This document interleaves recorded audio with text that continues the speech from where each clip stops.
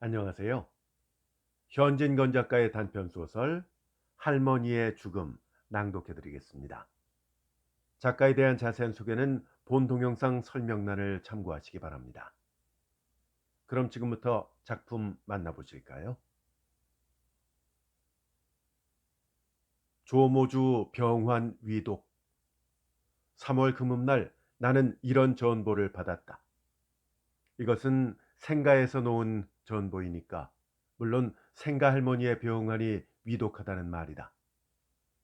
병환이 위독은 하다 해도 기실 모나게 무슨 병이 있는 게 아니라 벌써 82이나 넘은 그 할머니는 작년 봄부터 시름시름 기운이 쇠진해서 가끔 가물가물하기 때문에 그동안 자손들로 하여금 한두 번씩 바쁜 걸음을 치게 하였다.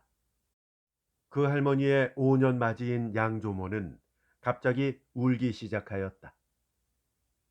아이고, 이승에서는 다시 못 보겠다. 동서라도 의로 말하면 친형제나 다름이 없었다. 60년을 하루같이 어디 뜻 한번 거슬려 보았을까?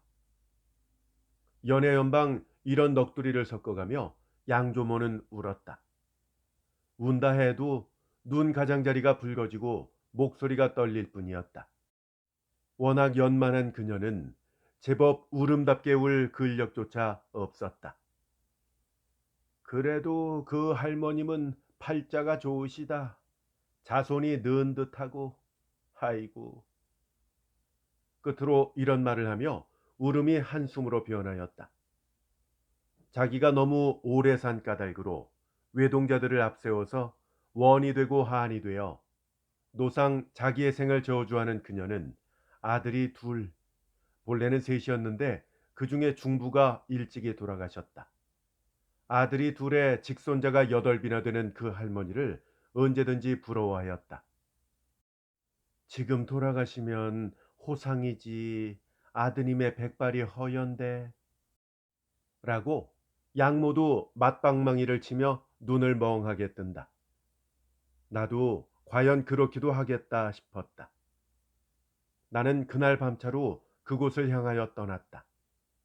새로 석점이나 지나 기차를 내린 나는 벌써 돌아가시지는 않았나 하고 염려를 마지 않으며 캄캄한 좁은 골목을 돌아들어 생가의 삽작 가까이 다다를 때 곡성이 나는 듯하여 마음이 조마조마하였다.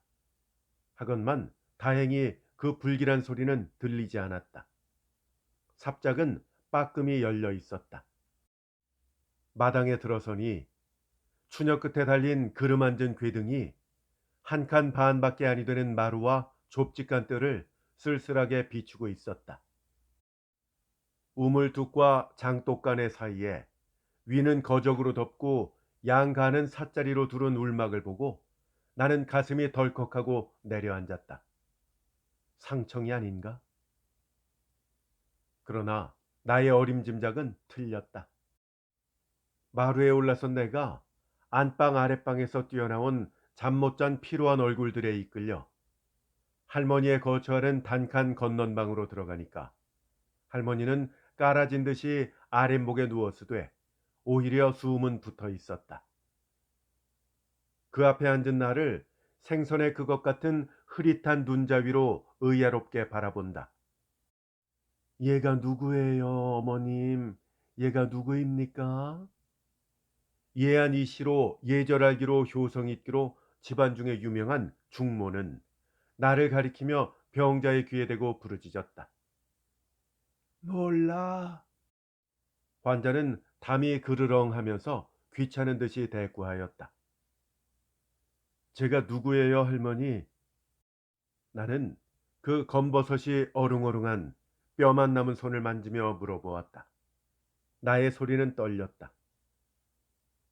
저를 모르시겠어요? 제가 아무개잖아요. 네가 아무개냐? 우는 듯이 이런 말을 하고 그하나마 내가 잡은 손에 힘을 주는 듯하였다. 그 개게 풀린 눈동자 가운데도 반기는 빛이 역력히 움직였다. 할머니의 병환이 어젯밤에는 매우 위중해서 모두 밤샘을 한 일, 누구누구 자손을 찾던 일, 그 중에 내 이름도 불렀던 일, 지금은 팔결 돌린 일, 온갖 것을 중모는 나에게 알려주었다. 나는 그날 밤을 누울락 앉으락 깰락 졸락 할머니 곁에서 밝혔다. 모였던 자손들이 제각기 돌아간 뒤에도 중모만은 할머니 곁을 떠나지 않았다. 불교의 독신자인 그녀는 잠 오는 눈을 비비기도 하고 기침으로 목청을 가다듬기도 하면서 밤새도록 연부를 그치지 않았다. 그 소리는 적적한 새벽녘에 해가처럼 처량히 들렸다. 나는 새삼스럽게 그녀의 효심의 지극함과 그 정성의 놀라움에 탐복하였다. 아침 저녁으로 각지에 흩어져 있는 자손들이 모여들기 시작했다. 방이라야 단지 셋밖에 없는데 안방은 어머니와 형수들이 점령하고 뜰 아랫방 하나 있는 것은 아버지, 삼촌, 당숙들에게 빼앗긴 우리 젊은이 패, 사육촌 형제들은 밤이 돼도 단 한 시간을 눈 붙일 곳이 없었다. 이웃집과 누누이 교섭한 끝에 방 한 칸을 빌려서 번차례로 조금씩 쉬기로 하였다. 이 짧은 휴식이나마 곤부인부 교란되었는데 그것은 3분 들이로 집에서 불러들이는 까닭이다. 아버지와 삼촌네들의 큰 심부름 잔심부름도 적지 않았지만 할머니 곁에 혼자 앉은 중모의 꾸준한 명령일 때가 많았다. 더욱이 밤새 1시나 2시에 간신히 잠이 들어서 꿀보다 더 단잠이 온몸에 나른하게 퍼진 새벽녘에 우리는 끄들려서 일어나는 수밖에 없었다. 할머님 병환이 이렇듯 위중하신데 너희는 태평치고 잠을 잔단 말이냐? 우리가 건넌방에 들어서면 그녀는 다짜고짜로 야단을 쳤다. 그 중에도 가장 나이 어리고 만만한 내가 이 꾸중바지가 되었다. 인정사정 없는 그녀의 태도가 불쾌는 했지만 도덕적 우월을 하는 우리는 대꾸 한마디 할 수 없었다. 다들 뭐란 말이냐? 나는 한 달이나 밤을 새웠다. 며칠들이나 된다고. 졸음 오는 눈을 비비는 우리를 보고 그녀는 자랑스럽게 또 이런 꾸중도 하였다. 놀라운 효성을 하는 게 도무지 우리 야단칠 미천을 장만하는 것이로구나. 나는 속으로 꿀꺽꿀꺽하며 이런 생각을 하였다. 한 번은 또 그녀의 명령으로 우리는 건넌방에 모여들었다. 그 방문이 열어젖혔는데 문지방 위에 할머니의 지팡이가 놓이고 그 밑에 또 신으시던 신이 놓여 있었다. 방 안 할머니의 머리맡 벽에는 다란이가 걸렸다. 할머니가 운명을 하시나 보다. 우리는 번개같이 이런 생각을 하며 할머니 곁에 다가들었다. 할머니는 담을 그르렁거리며 혼혼히 누워 있었다. 중모는 흐르는 눈물을 걷잡지 못하며 할머니 귀에 들이대고 울음소리로 아미타불과 지장보살을 구슬프게 부르짖고 있었다. 한동안 엄숙한 긴장이 여기 있었다. 모두 같은 일을 기대하면서 10분, 20분, 환자의 신상에는 아무 별증이 나타나지 않았다. 아마 잠이 드신 모양입니다. 이윽고 아버지가 이 긴장한 침묵을 깨뜨렸다. 그리고 중모를 향하여 잠 좀 주무시게 연부를 그만 외세요 하고 나가버렸다. 그 뒤를 따라 빽빽하게 들어섰던 자손들이 하나씩 둘씩 헤어졌다. 그래도 눈물을 섞어가며 연부를 맞이 않던 중모가 얼마 뒤에 재물의 부처님 찾기를 그쳤다. 그리고 끝끝내 남아있던 나에게 할머니가 중모가 왔다고 하던 일, 자기를 데리러 교우꾼이 왔다던 일, 중모의 손을 잡아 비틀며 어서 가자고 야단치던 일을 이야기하였다. 그러다가 숨구멍에서 무엇이 꿀꺽하더니 그만 저렇게 정신을 잃으신 것을 설명하였다. 그날 저녁 할머니는 여상히 깨어났었다. 이런 일이 한두 번이 아니었다. 몇 번이나 신과 지팡이가 놓였다 치웠다, 다란이가 벽에 걸렸다 떼었다 하였다. 그러는 동안에 자손의 얼굴은 자꾸자꾸 축이 나 갔었다. 말하기는 안 되었지만 모두 불원 중에 할머니의 하루바삐 끝장나기를 기다리고 있었다.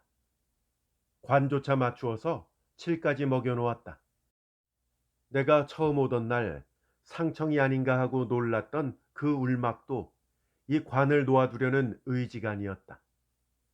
그러하건만 할머니는 전에 그 모양으로 그물그물 하다가 또 정신을 차렸다. 아니, 정신이 돌아오는 때가 도리어 많아진다. 자기 앞에 들어서는 자손들을 거의 틀림없이 알아맞히었다. 그리고 가끔 몸부림을 치면서 일으켜달라고 야단을 쳤다. 이럴 때 중모는 기벽스럽게도 연부를 모셨다. 어머니, 어머니, 가만히 계세요. 가만히 계세요. 중모는 몸부림하는 할머니를 제지하면서 이렇게 타일렀다. 저를 따라서 연부를 외세요. 나 일어날란다. 에이그, 왜 그러셔요? 가만히 계셔요, 제발. 연부를 외세요. 할머니는 마지못해 중모를 따라 두어 번 입술을 달싹달싹 하더니 또 얼굴을 찡그리며 애원하는 어조로 인제 고만 모시고 날 좀 일으켜다오. 나 인제 고만 가련다. 인제 어딜 가세요? 가만히 누워서 가세요. 왜 일어나십니까? 연부를 더 외우세요. 할머니는 귀찮아서 못 견디겠다는 듯이 팔을 내저으며 듣기 싫다. 연불 소리 듣기 싫어. 이제 그만해라. 하면서 몸을 일으키려고 애를 쓴다. 그게 무슨 말씀이십니까? 중모는 질색을 하며 더욱 비장하게 부처님을 찾았다. 듣기 싫다. 듣기 싫어. 나는 그만 갈 테야. 할머니는 또 이렇게 재우쳤다. 나는 이 광경을 보고 저기 의외의 감이 있었다. 할머니는 중모 못지않은 불교의 독신자이다. 몇십 년을 하루같이 새벽마다 만수향을 켜놓고 연불 모시기를 잊지 않은 어른이다.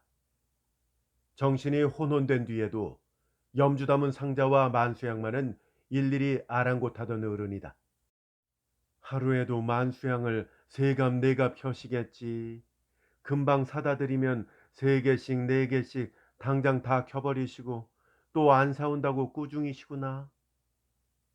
작년 가을 내가 귀성했을 때 계모가 웃으며 할머니의 노망 이야기를 하는 가운데 만수양 켜는 것을 그 하나로 헤아렸다. 그랬던 할머니가 왜 지금 와서는 연부를 듣기 싫다고 하는가? 그렇게 할머니는 일어나고 싶으신가? 죽어가면서도 일어나려는 이 본능 앞에는 모든 것이 권위를 잃는 것인가? 저렇게 일어나시려고 하니까 좀 일으켜 드리죠. 나는 보다 못해 이런 말을 하였다. 안 된다.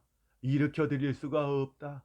하도 저러시길래 한번 일으켜 드렸더니 얼마나 아파하시는지 차마 뵐 수가 없었다. 그래요? 나는 이렇게 반문하였다. 이 반문에 대한 중모의 설명은 더욱 놀랄 것이었다.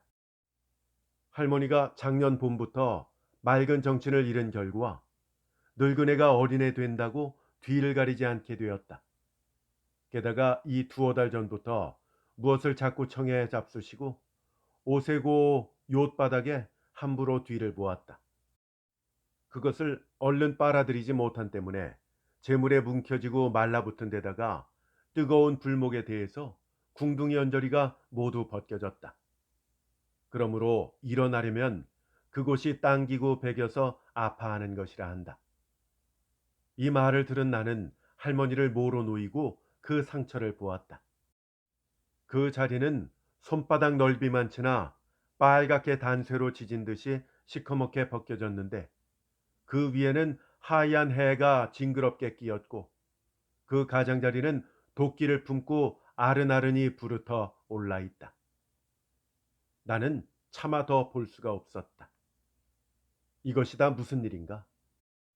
양조모, 양모가 부러워하던 느른 듯한 자손은 다 무엇을 하고 우리 할머니를 이 지경이 되게 하였는가? 왜 자주 옷을 갈아입혀 드리며 빨아들이지 못하였는가? 나는 이 직접 책임인 계모가 더할 수 없이 괘씸하였다. 그러나 가만히 생각해 보면 그녀를 그르다고도 할 수 없다. 위에도 말하였거니와 할머니가 이렇게 된 것은 하루 이틀이 아니다. 벌써 몇 달이 되었다. 이 긴 시일에 제 아무리 효부라 한들 하루에도 몇 번을 흘리는 뒤를 그때마다 족족 빨아낼 수는 없으리라. 더구나 밤에 그런 것이야 일일이 알 수도 없으리라. 하물며 계모는 시집오던 첫날 밤부터 골머리를 앓으리만큼 큰 병객이다. 병명은 의원을 따라 혹은 변두머리라고도 하고 혹은 뇌진이라고도 하고 혹은 선천부족이라고도 했지만은 하나도 고쳐주지는 못하였다. 30이 될락말락하건만 60이나 70이 다 된 노인 모양으로 주야장천 자리 보존하고 누워있는 터이다.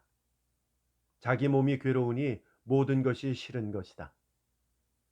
그리고 나까지 아우르면 아버지 슬하에 아들만 넷이나 되건만은 지금 60노경에 받드는 어느 아들 어느 며느리 하나 없다. 집안이 넉넉지 못한 탓으로 사방이 흩어져서 자기 풀칠하기에 눈코를 못 뜨는 까닭이다. 이 책임을 누구한테 돌릴까? 나는 알 수 없었다. 쓴 물만이 입안에 돌 뿐이었다.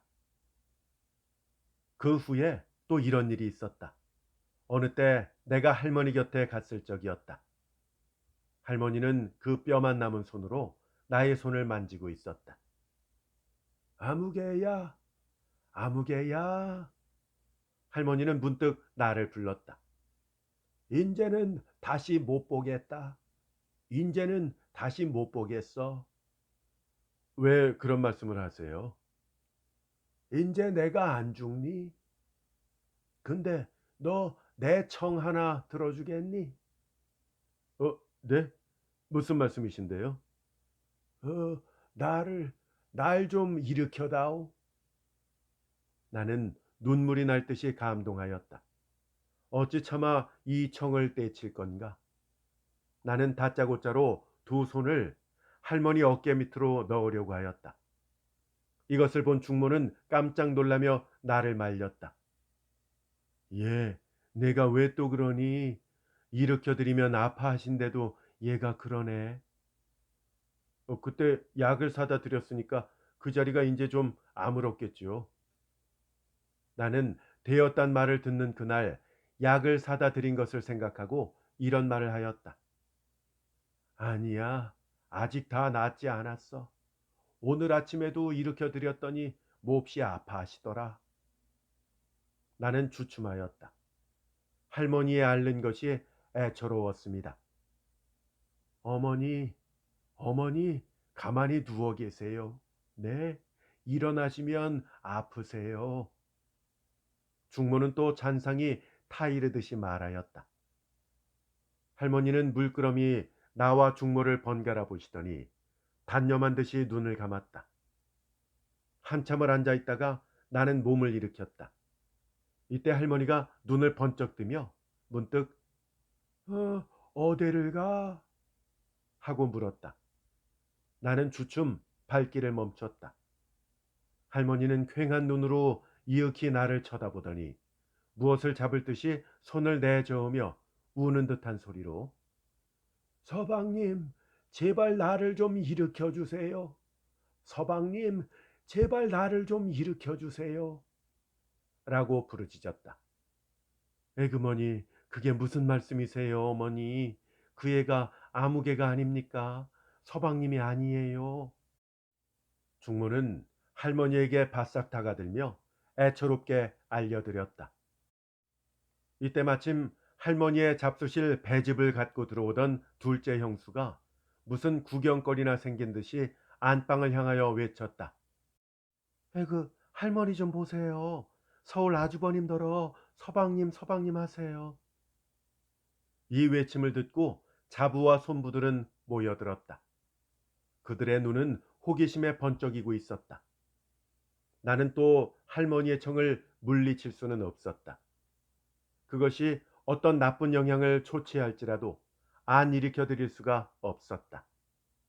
그러나 할머니는 옅바닥 위로 반자를 떠나지 못하여 아야 하고 외마디 소리를 쳤다. 나는 얼른 들어올리던 손을 빼는 수밖에 없었다. 다시금 눕기 싫어하던 요 위에 누운 뒤에도 할머니는 알키를 맞이 않았다. 나는 적지 아니한 꾸중을 들었다. 이윽고 조금 진정이 되더니만 또 팔을 내저으며 기를 쓰고 가슴을 덮은 이불자락을 자꾸자꾸 밀어내렸다. 감기나 들까 염려하는 중모는 그것을 또 꾸준히 도로 집어 올리었다. 할머니는 또 손을 내밀더니 이번에는 내 조끼 단추를 붙잡아 당겼다. 왜 그러세요, 할머니? 단추를 빼란 말씀이세요? 할머니는 고개를 끄덕였다. 끄덕였다 하여도 끄덕이려는 의사를 보였을 뿐이었다. 나는 단추 한 개를 뺐다. 그래도 할머니는 자꾸 조끼 단추와 씨름을 맞이 아니하였다. 나는 단추를 낱낱이 빼는 수밖에 없었다. 그러고 나니까 할머니는 또 옷고름과 실랑이를 시작하였다. 옷고름도 끓을까요? 어... 나는 또 옷고름을 끌렀다. 끓은 뒤엔 할머니는 또 소매를 잡아당겼다. 왜 그러세요? 벗어라. 답답하지 않니? 여기저기서 물어 멈추려고 애쓰는 웃음이 키키하였다. 나는 경멸과 모욕의 시선을 그들에게 던졌다. 당신이 얼마나 답답하고 갑갑하기에 나의 단추 끼운 것과 옷고름 맨 것과 저고리 입은 것조차 답답해 보일 것이랴. 여기는 쓰디쓴 눈물과 살을 저미는 슬픔이 있어야 하겠거늘 이 기막힌 광경을 조소로 맞아야 오를까? 나는 곧 그들에게 침이라도 뱉고 싶었다. 하되 나의 마음을 냉정하게 살펴본즉 슬프다. 나에게는 그들을 모욕할 권리가 없었다. 형수들 앞에서 앞가슴을 풀어젖히려는 할머니가 민망스럽기도 하고 딱하기도 하였다. 환자를 가엾다 생각하면서도 나의 속 어디인지 웃음이 움직인 것은 부정할 수 없는 사실이었다. 더구나 내가 젊은이 패가 모인 이웃집 방에 들어갔을 때 무슨 재미스러운 일이나 보고 온 사람 모양으로 득이양양이 이 이야기를 하고서 허리를 분질렀다. 거기서는 할머니의 병세에 대해서 의논이 분분하였다. 그들은 하나도 한가하니가 없었다. 혹은 변호사, 혹은 은행원, 혹은 회사원으로 다 무한년하고 있을 수는 없는 형편이었다. 나는 암만 해도 내일은 좀 가봐야 되겠는데. 나는 그 전보를 받고 벌써 돌아가신 줄 알았어.